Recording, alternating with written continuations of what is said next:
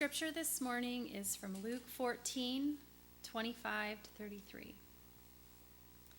Now large crowds were traveling with him, and he turned and said to them, "Whoever comes to me and does not hate father and mother, wife and children, brothers and sisters, yes, and even life itself, cannot be my disciple. Whoever does not carry the cross and follow me cannot be my disciple. For which of you, intending to build a tower, does not first sit down and estimate the cost to see whether he has enough to complete it? Otherwise, when he has laid a foundation and is not able yet to finish, all who see it will begin to ridicule him, saying, 'This fellow began to build and was not able to finish.' Or what king, going out to wage war against another king, will not sit down first and consider whether he is able with 10,000 to oppose the one who comes against him with 20,000? If he cannot, then, while the other is still far away, he sends a delegation and asks for the terms of peace. So therefore, none of you can become my disciple if you do not give up all of your possessions." I think it was probably during my freshman year of college. I was at home some weekend doing laundry and eating mom's food, as college students do. And I was walking through the house, and at one point my dad said to me, "Hey, Alan, come over here. I want to talk to you about something." Now, you know that feeling when your parents say they want to talk to you about something in that semi-serious tone of voice, and you're not quite sure what you did to get in trouble, or you're worried that you're about to have one of those uncomfortable talks that you'd rather not have? Yeah, that was me for about 20 seconds, because I didn't know what was going on. So I nervously walked over to the couch, and I sat down as Dad sat in the recliner, and then he looks at me and says, "So, looks like you're seriously considering going into ministry." And yeah, I was at that point. The year before, I had felt called to give a sermon at my home church, which was an event that was exciting and encouraging and completely terrifying all at the same time. By the time I gave that sermon, I knew that I was already going to be going to Bethel College to play football, but after that sermon, well, I started to look at the classes I was going to take quite differently. I started signing up for Bible and religion classes and testing out what it might mean to actually walk this path towards becoming a pastor in one form or another. Needless to say, I was getting a bit more serious about this ministry thing, even though it was all still pretty new and fresh. And that's about the time my dad sat me down on the couch and said something that I think will stick with me forever. Dad said to me, "Look, Alan, we want you to know that we will always love you and support you no matter what you choose to do with your life. And being a pastor can be a wonderful thing, but we also want you to know what you're getting into. Being a pastor can be fulfilling, but it can also be really difficult." He said, "I've been on enough church boards to know that, well, churches can sometimes be really hard on pastors." He even said, "I'm not trying to discourage you from being a pastor, but I just want you to know that this isn't going to be all sunshine and roses all the time." And I have to admit that I didn't really know what he was saying at that particular moment in time. And that was partly because I was still in what I would call the infatuation stage with my calling to ministry. I had on those rose-colored glasses at that point. I was actually feeling the strong presence of God moving in my life in a way that I never had before. And there were people in my life who were giving me positive attention and affirmation for this in a way that I never had gotten before. Even academically, it felt like there was something that I was studying in school that I actually cared about, rather than just having to go through the motions of whatever I was supposed to learn that year. I mean, everything looked like it was finally coming into place, and this might actually work out and be something for my life. It was awesome. And then here's my dad saying, whoa, hold on, not so fast here. There's more to this than what you see right now. It's more complicated than you think it is at the moment. Just when I had found something life-changing, my dad gave me a bit of a reality check and said, "Yeah, it can be life-changing, but it may not be what you think it is." In the story from the scripture for today, from the Gospel of Luke, I think this is exactly what Jesus is doing with the crowds of people that have started following him around the countryside.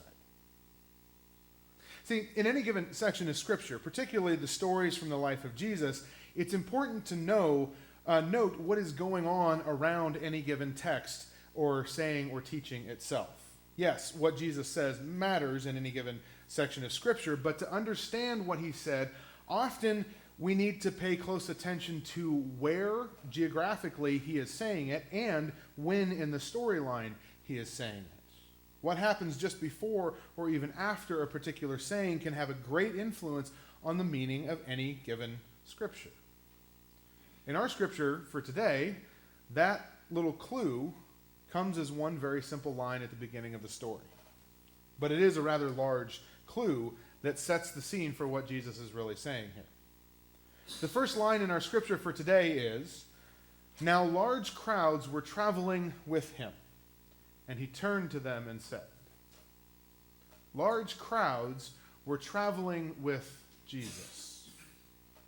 See, the Gospel of Luke starts off its storyline with some of those stories about the birth of Jesus. You know, the angels and shepherds and all that kind of stuff. And then it kind of gets into a section where his public ministry gets rolling and he calls disciples and sends them out on some missionary journeys and all those kinds of things.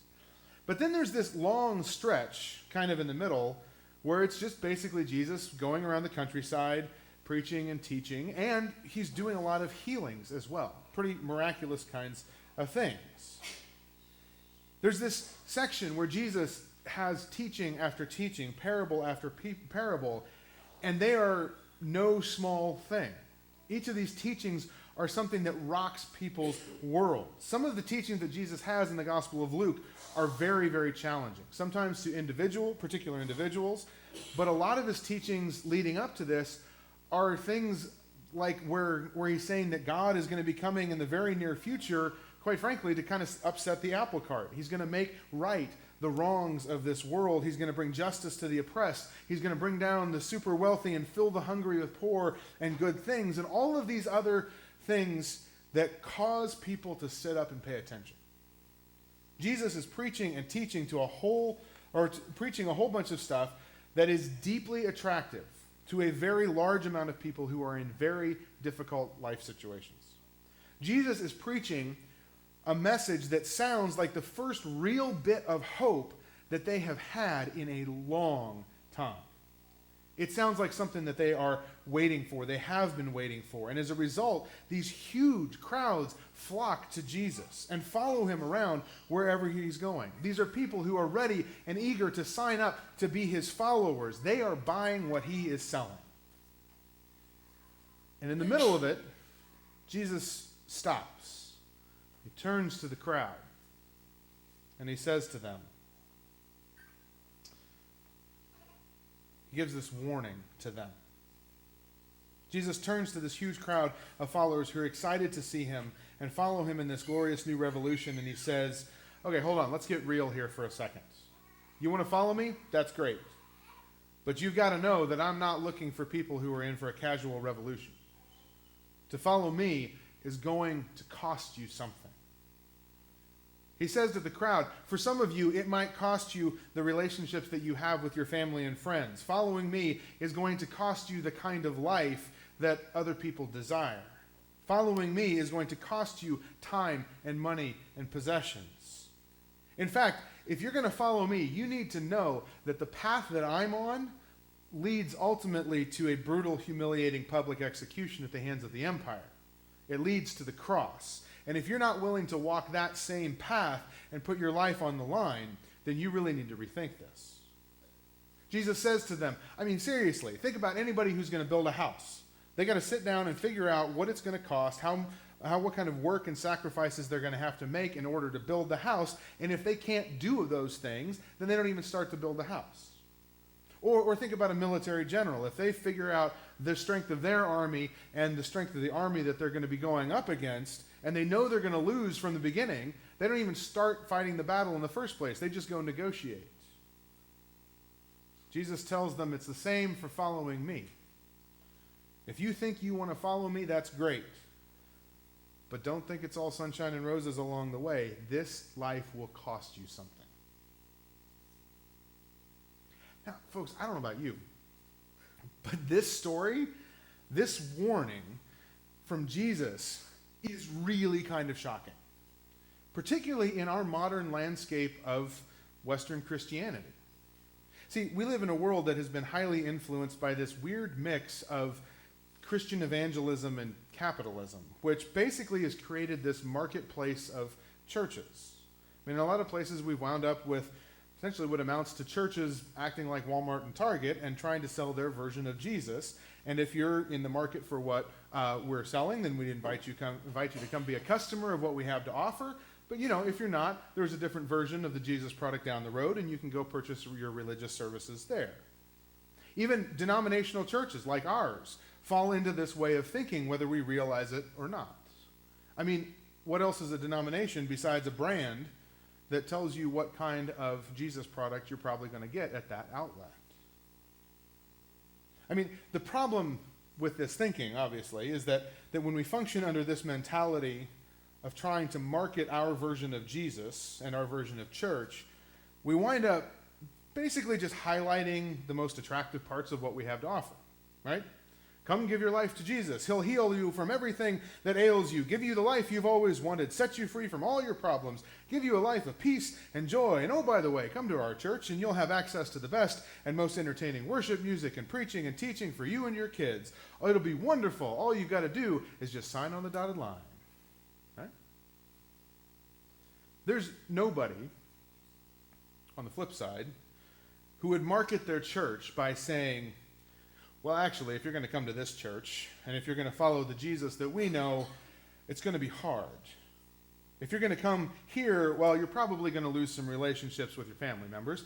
And actually, if you're going to come here, you're going to find yourself at odds with powerful people in society, and you'll probably pay the price for that at some point.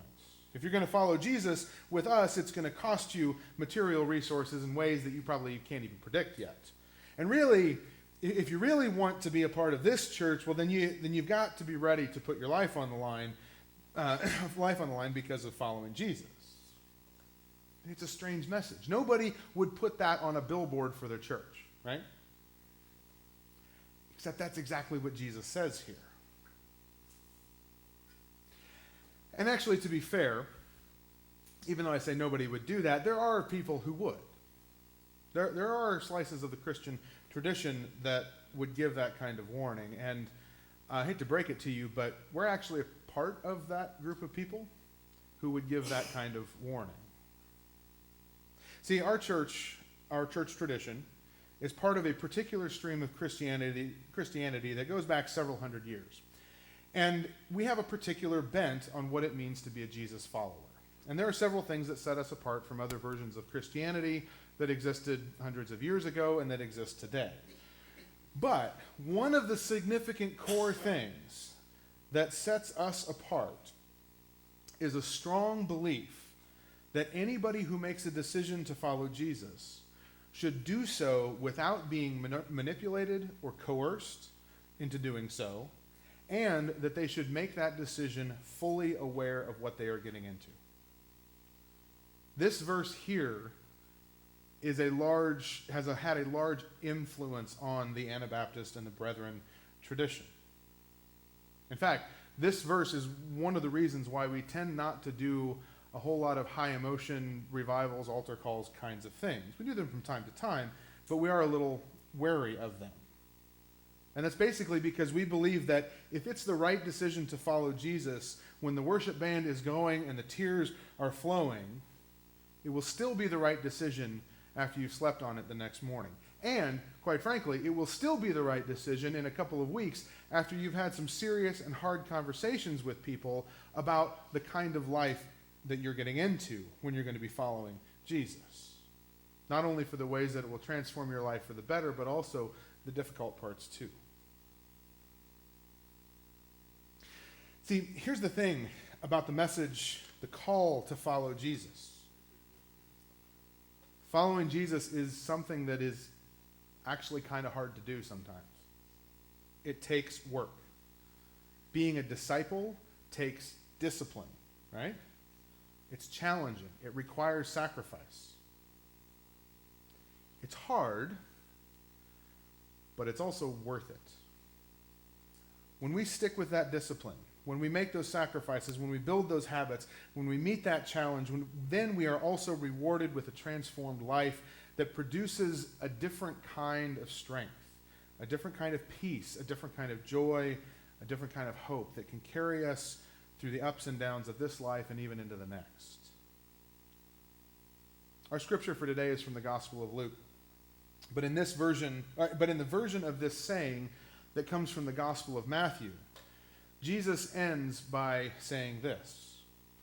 Jesus says, those who find their life will lose it, and those who lose their life for my sake will find it. Those who lose their life, who make those sacrifices, they will find their true life. Yes, the call of Christ is such that it requires us to be willing to give up everything and to follow him, even to the extent of picking up our own cross and following the path that leads to the same place that Jesus died. But just as Jesus rose from the grave, when we lay down our life to follow Jesus, so too will we be given a new, transformed, Spirit-filled life. And see, the thing is, I tell you this because I am very well aware of the fact that there are lots of things that are challenging in our world and in our personal lives and even in our corporate life as a church. And today I just want to remind all of us that when we all signed up for this thing, signed up to follow Jesus and to be baptized and to join the church, the whole 9 yards, when we signed up for this, nobody promised us that it would be easy. We were promised, however, that it would be worth it. We are promised that the life that we're committing to will be a life where God does work in our lives and through our lives. We're promised that our lives will be filled with the Spirit of God and that we will participate in the kingdom of heaven here on earth. So take heart this morning.